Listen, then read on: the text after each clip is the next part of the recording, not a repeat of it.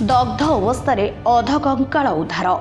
दग्ध अवस्था अधा शरीर कंकाल जंगल मध्य उद्धार करिछि उमरकोट पुलिस। सूचना अनुसार नवरंगपुर जिला उमरकोट ब्लॉक अंतर्गत हीरापुर पंचायत अधीन थिबा बुंदाकेन्दु जंगल को ग्रामर किछि महिला काठ संग्रह करने को जाइथिले। सेठारे एक अधदग्ध अवस्था मुंड और हाथर कंकाल देखा पाइथिले।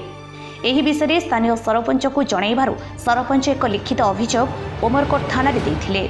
अभियोग को भित्ति करी भारत थाना अधिकारी शिवजी पंडा, एसआई अक्षय मिश्र और फोर्स घटनास्थल को जाई एक मामला रुजु करी तदंत जारी रखिछंती। घटनास्थल में स्थानीय अतिरिक्त तहसीलदार चित्तरंजन पट्टनायक उपस्थित साइंटिफिक टीम जांच करिथिबा देखिबाको मिलिथिला।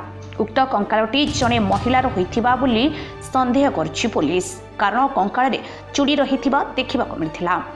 अन्य स्थान में महिला शरीर किछि अंश चढ़ी जाइथिबा देखिबाको मिलिथिला। महिलांकर कंकाल एही जंगलर किपरि आसिला, से केउठार तार मृत्यु किपरि होइछि ताहा पुलिस जांच कला परे जଣା पड़िबो बोली मैजिस्ट्रेट चित्तरंजन पट्टनायक सूचना दैछंती।